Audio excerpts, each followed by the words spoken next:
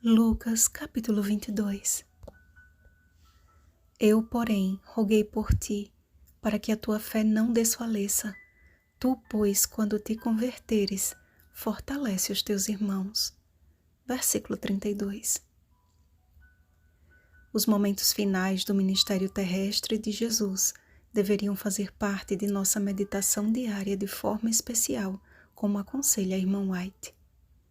Far-nos-ia bem passar diariamente 1 hora a refletir sobre a vida de Jesus. Deveremos tomá-la ponto por ponto e deixar que a imaginação se apodere de cada cena, especialmente as finais. O Desejado de Todas as Nações, página 83. Se Cristo é o nosso modelo e perfeito exemplo, e como cristãos desejamos imitá-lo, precisamos estar todos os dias em íntimo contato com a palavra que dele testifica, não como meros estudiosos da Bíblia, mas como aqueles que andam com Deus, sendo transformados um dia de cada vez, até que o caráter amoroso do Salvador seja impresso em nós. A Páscoa foi instituída pelo Senhor na última noite dos hebreus no Egito. O sangue do Cordeiro nos umbrais das portas representava o sangue salvífico de Cristo, que liberta o seu povo da morte eterna. Mas justamente na Páscoa, a festa da libertação, a preocupação dos principais sacerdotes e dos escribas era em como tirar a vida de Jesus.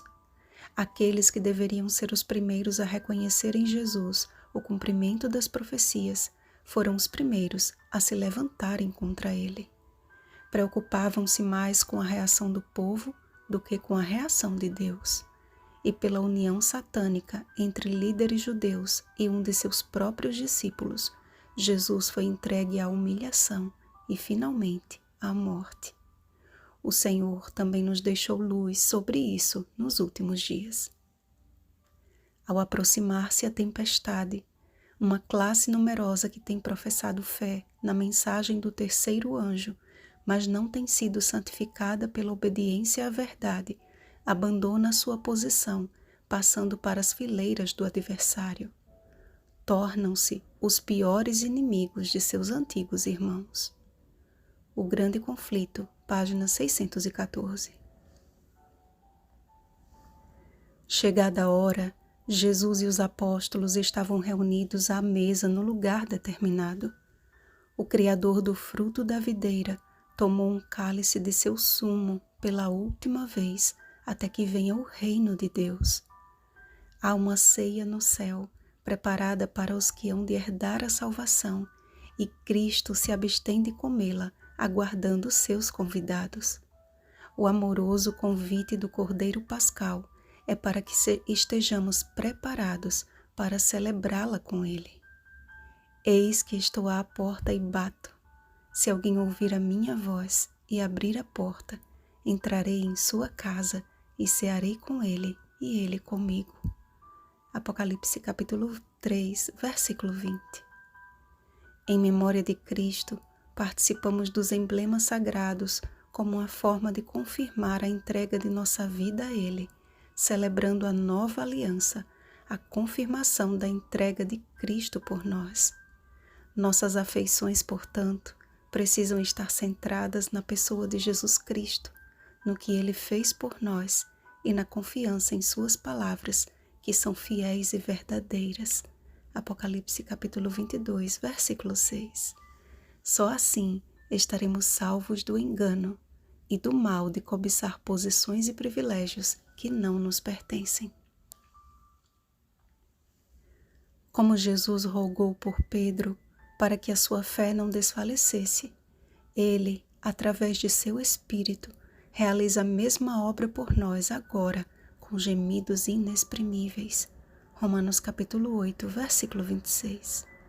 Satanás reclama por cada vida como sendo sua pelo salário do pecado, mas Cristo luta por cada uma delas, pois as comprou pela redenção. O inimigo nos acusa de dia e de noite diante do nosso Deus, Apocalipse capítulo 12, versículo 10, para nos peneirar como trigo, enquanto Jesus intercede por nós incessantemente, a fim de que até mesmo os nossos erros de percurso se tornem em processos de lapidação do caráter e genuína conversão. Os discípulos enfrentariam tempos muito difíceis e Jesus usou de figuras de linguagem para adverti-los a estarem preparados. A nossa espada não consiste em usar de força e violência, mas como está escrito, não por força nem por poder, mas pelo meu Espírito, diz o Senhor dos Exércitos. Zacarias capítulo 4, versículo 6. A espada de que necessitamos empunhar com destreza é a espada do Espírito, que é a palavra de Deus. Efésios capítulo 6, versículo 17. Combinado a um exame constante e sincero da Bíblia, deve haver uma vida de constante intercessão. A oração nos aproxima do Pai do céu e nos protege contra a tentação. Quando um filho de Deus se ajoelha para orar, na quietude de seu refúgio de oração, um anjo do céu é enviado em seu auxílio para confortá-lo. Não podemos esmorecer, dormindo de tristeza diante das angústias, mas como Jesus, estando em agonia, orava mais intensamente, é hora de fazermos da oração, como disse a irmã White, a respiração da alma. Jesus pode estar clamando a muitos de nós hoje. Por que estás dormindo? Levantai-vos e orai, para que não entreis em tentação. As cenas finais do grande conflito revelaram o pior contraste entre a luz e as trevas, e precisamos agora escolher a quem servimos e, como Josué, tomar uma firme e resoluta decisão. Eu e minha casa serviremos ao Senhor. Josué capítulo 24, versículo 15. Não fomos chamados a decepar as orelhas dos acusadores, e sim a curá-las com o toque de Cristo na vida, ainda que não o reconheçam.